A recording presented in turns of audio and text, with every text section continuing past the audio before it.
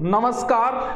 आज विश्व पुस्तक दिवस है, यानी वर्ल्ड बुक डे। तो पुस्तक दिवस पे कुछ बोलने का मन हुआ कि पुस्तक को कैसे पढ़ा जाए, पुस्तक पढ़ने में हमारा मन क्यों नहीं लग पाता है। वो एक शायरी जो पुस्तक डे है, जो वो शेक्सपियर का आज के दिन निधन हुआ था और उसी की याद में ये पुस्तक दिवस मनाया जाता है। वो शायरी जो हुई थी कि कुछ भी नहीं मेरी जिंदगी में सिवाय किताबों के, तो किताबों से प्रेम कैसे किया जाए। थोड़ा सा है, ये 5-7 मिनट का बनाया, फिर लंबा कभी फुर्सत में बनाएंगे। हम किसी भी पुस्तक को नहीं पढ़ पाते, इसके पीछे कारण होता है हमारी अज्ञानता। अज्ञानता का मतलब ये हुआ कि हम ऑलरेडी बहुत बड़े ज्ञानी हैं। हर व्यक्ति के दिमाग में एक बात हर व्यक्ति के दिमाग में रहती है कि ज्ञान के मामले में मुझसे ज्यादा किसी के पास नहीं, ज्ञान सबसे ज्यादा मेरे पास है, जबकि पैसे सबसे ज्यादा उसने कमाए हैं। यानी हम लोगों की ये पूर्व धारणा है। आजकल क्या होता है कि जो व्यक्ति के पास ज्ञान उपजता है ना, उसके लिए एक प्लेटफॉर्म मिल गया हमारे पास, जैसे फेसबुक है, व्हाट्सएप है, टेलीग्राम है। उसके ऊपर हम अपना ज्ञान भगाड़ते, हमें नॉलेज कुछ नहीं है। जैसे आजकल कोरोना का समय चल रहा है, तो उसमें कुछ लोगों के मैंने शुरू से ही देख रहा हूं, हम मंदिर मस्जिद बनाए थे, अस्पताल नहीं बनाए, ये उन लोगों को पता नहीं है। हर चीज दुनिया में किस देश में मंदिर मस्जिद चर्च गिरजाघर नहीं बने? क्या अमेरिका में नहीं बने? क्या जापान में नहीं बने? क्या सिर्फ भारत में ही मंदिर मस्जिद बने? क्या जापान में चर्चे नहीं है? क्या अमेरिका में नहीं? उन्होंने, अब आपको पता है जब लॉकडाउन हुआ था तब क्वारंटाइन सेंटरों की आवश्यकता हुई थी, और जितने भी मंदिर मस्जिद सब थे उनके पास में जितनी भी धर्मशालाएं बनी हुई थी, मंदिर परिषद ने वो धर्मशालाएं क्वारंटाइन बनाने के लिए दे दी गई। ये चीज उनके दिमाग में नहीं आती। क्यों? क्योंकि वो ऑलरेडी बहुत बड़े ज्ञानी होते हैं। अज्ञानता हमें कभी भी पढ़ने नहीं देती है। कैसी अज्ञानता? पुस्तक के प्रति अज्ञानता। यानी हम किसी किताब को एक बार पढ़ ले, उस किताब को दोबारा क्यों नहीं पढ़ पाते? बस वही हमारी अज्ञानता है, वो है हमारी पूर्व धारणा। हमने दिमाग में पहले ही बना लिया कि इस पुस्तक को तो मैंने पढ़ लिया, ये पुस्तक तो मुझे पूरी आती है। ये पूर्व धारणा आपको पढ़ने नहीं देती। क्या पूरी पढ़ ली? क्या उसमें ऐसी एक भी चीज नहीं है जो तुम्हारे पढ़ने लायक हो? या फिर पहले ही बना लेते हैं इस किताब में गलतियां ज्यादा है, ये किताब झूठी है, इसमें शॉर्ट नोट्स है, बड़ा डिटेल नहीं है। ऐसी कई बार क्या होता है, अध्यापक जब हम पढ़ाते हैं तो कई बार पुराना स्टूडेंट बैठ जाता है क्लास में और दिमाग ठनक जाता है पूरा का पूरा। क्यों? क्योंकि वो सिर्फ बैठा है, देख रहा है, सुन नहीं रहा है। क्यों? क्योंकि उसने पूर्व धारणा बना के बैठा है कि ये टॉपिक मुझे आता है। अब सिर्फ वो बैठा है, बीच में अगर कुछ पूछ ले तो उसका ध्यान किधर और ही रहता है। पूर्व धारणा हमें पुस्तक नहीं पढ़ने देती। कि कौन सी पूर्व धारणा? कि मुझे सब कुछ आता है, इस किताब से ज्यादा मुझे आता है। इसलिए दिमाग हमेशा खाली रखो, खाली दिमाग के अंदर ही कुछ आएगा, भरे गिलास को और नहीं भरा जा सकता पार्थ। इसलिए दिमाग, क्योंकि खाली जगह में ही कुछ आएगा।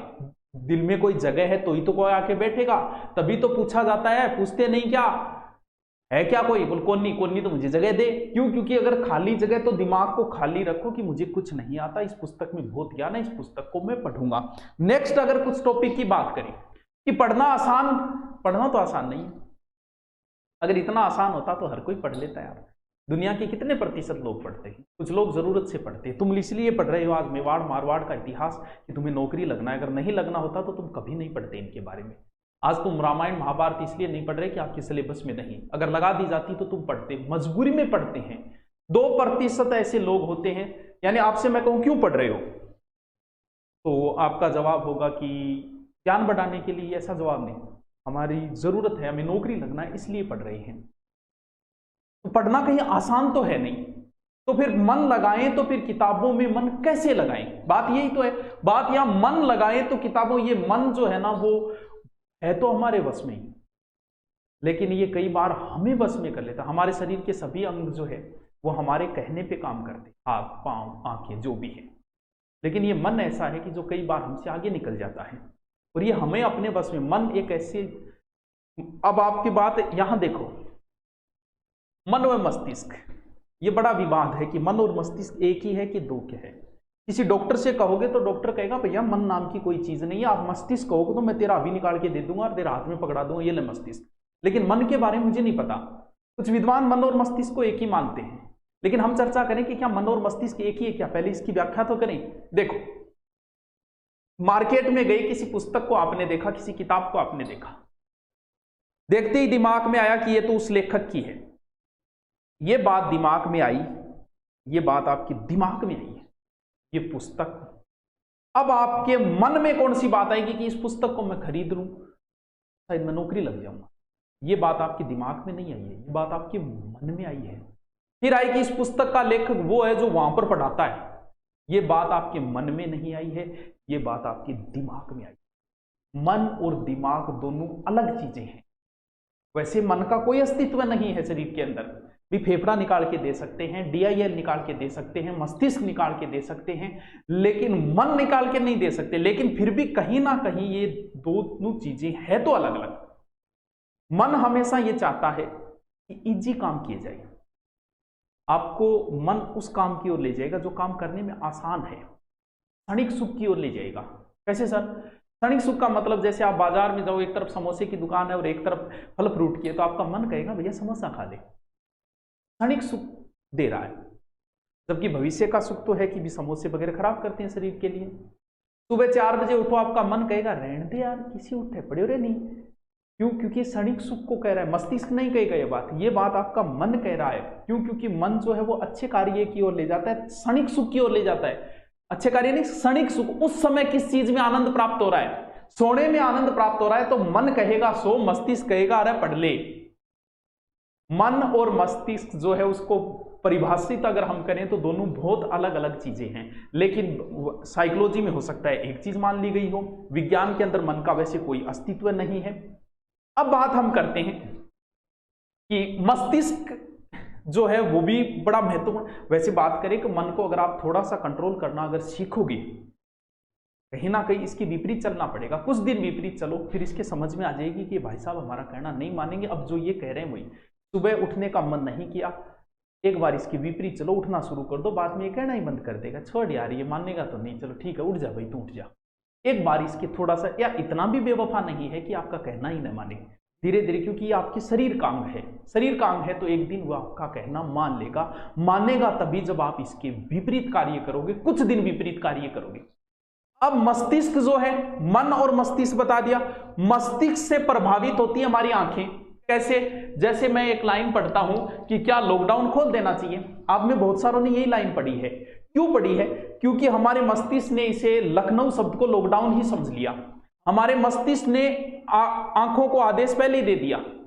यहां पर हमारी आंखें जो है वो मस्तिष्क से प्रभावित हो गई। क्यों? क्योंकि हमारे मस्तिष्क में बात लॉकडाउन थी तो आंखों ने वही बात पढ़ दी, जबकि लिखा यहां है कि क्या लखनऊ को खोल देना चाहिए। मस्तिष्क प्रभावित है, मन से प्रभावित है हमारा मस्तिष्क। मन जैसा कहेगा मस्तिष्क वैसा मानेगा। इसलिए किताब की पूर्व धारणा मत बनाओ कि इस किताब से कोई क्वेश्चन नहीं आएगा, इस किताब में इंपॉर्टेंट फैक्ट नहीं है, ये किताब किसी काम की नहीं है, इस किताब का लेखक अच्छा नहीं है, ये किताब मुझे याद है। ये बात अगर आपने मस्तिष्क को बोल दी तो मस्तिष्क उसी अनुसार कार्य करने लग जाए। इसलिए मस्तिष्क को जो आदेश देता है वो मन देता है। इसलिए मन में अच्छे विचार लाओ। तो किसी व्यक्ति के प्रति आप धारणा बनाते हो कि ये व्यक्ति अच्छा है कि बुरा है, वो धारणा आपके मन में बनी है। मन ने आपके मस्तिष्क को आदेश दे दिया कि व्यक्ति ऐसा ही है, और जब वो व्यक्ति आपके कभी सामने आएगा तो आपने तो धारणा पहले ही बना रखी है, वो तो उस हिसाब से ढंग से आप राम रमी नहीं कर पाओगे। कुछ लोग देख के भी अनदेखा कर देते हैं। क्यों? क्योंकि वो मस्तिष्क में आपके प्रति धारणा ही ऐसी बना चुके हैं। आपके मन ने वो मस्तिष्क को कह दिया और मस्तिष्क ने वो धारणा बना ली। अब चलिए, मन और मस्तिष्क की चर्चा हुई। मन मस्तिष्क को प्रभावित करता है, ये बात मैं बता चुका हूं। मन को अच्छे आदेश दो, मस्तिष्क को ऑटोमेटिक अच्छे आदेश मिले। इसलिए किताब के प्रति ये बनाओ कि मुझे किताब नहीं याद है, मुझे इससे कुछ सीखना है, मुझे इससे पढ़ना है। मैंने पढ़ी हुई है फिर भी मुझे कुछ ना कुछ नया मिलेगा, मुझे फिर पढ़ना है, मुझे नहीं याद है ये किताब। ऐसे आदेश अपने मस्तिष्क को दो तो मस्तिष्क उन्हीं आदेशों का पालन करेगा।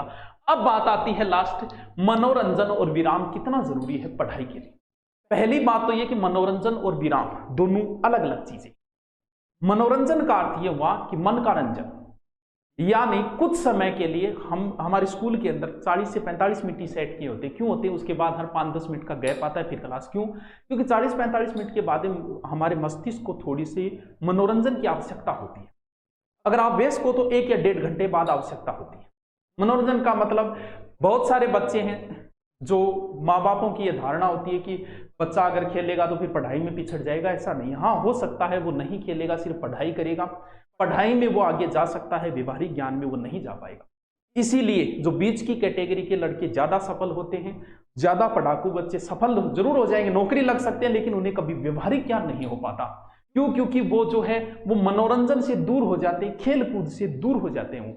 इसलिए तो मनोरंजन ज्यादा जरूरी ये नहीं है 5-5 घंटे मनोरंजन ही लगे खेल के, खेल जरूरी होता है 1 या 1.5 घंटे किसी बच्चे के लिए।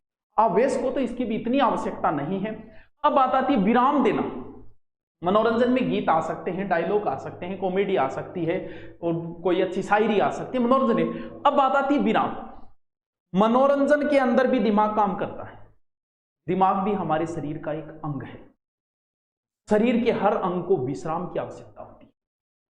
भाई हाथ काम कर रहे हैं तो उसे भी विश्राम की आवश्यकता है। तो हमारा मनोरंजन के अंदर आपका मस्तिष्क अब भी काम कर रहा है। अगर आप खेल खेल रहे हो क्या आपका दिमाग काम नहीं कर रहा? सर काम तो कर रहा है। तो फिर इस दिमाग को भी तो रेस्ट की आवश्यकता होती है। तो सर हम सोते हैं ना, कोई जरूरी नहीं है कि सो रहे हो तब आपका दिमाग काम नहीं कर रहा। सोते समय सपने जो आते हैं ना उस समय दिमाग काम करता है हमारा, वो एक अलग चीज है। लेकिन अब विराम कैसे दें? जागते मस्तिष्क को विराम देना, यानी जागते मस्तिष्क को रेस्ट देना होता है विराम। सर जागते मस्तिष्क को कैसे देंगे?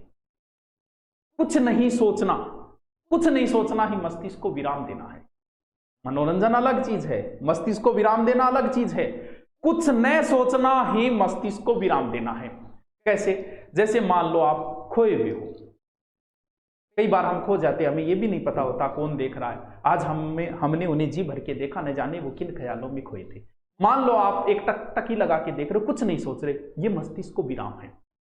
बारिश हो रही है, आप बाहर बैठे सिर्फ बारिश को देख रहे हो, कुछ नहीं सोच रहे, वो मस्तिष्क को होता है विराम देना, विश्राम देना होता है। जागते मस्तिष्क को विश्राम देना। छत पे बैठे हो, आकाश को देख रहे हो, सिर्फ देख रहे हो, कुछ नहीं सोच रहे। छत के ऊपर खड़े होकर आप गाड़ियों को आते जाते देख रहे हो, सिर्फ आप देख रहे हो, वो मस्तिष्क को विराम देना।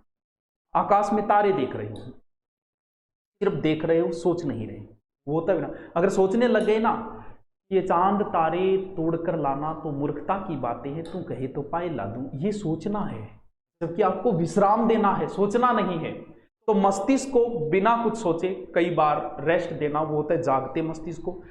सोना भी जरूरी है, मनोरंजन भी जरूरी है पढ़ाई में, लेकिन मस्तिष्क को विराम देना यानी जागते मस्तिष्क को कुछ समय के लिए योग करवाया जाता है। इसके लिए योगाभ्यास बड़ा महत्वपूर्ण, लेकिन योगाभ्यास तो हमें नहीं आता कि जागते मस्तिष्क को किस तरह हम विश्राम दें, वो योग तो हमें नहीं आता। लेकिन हम कुछ चीजें कर सकते हैं, एक टक टक लगाए देखना, आकाश को देखना, चलते साधनों को देखना, या फिर तारों को देखना, बारिश को देखना। ये चीजें जो होती है वो जागते मस्तिष्क को विराम देती है जब हम कुछ नहीं।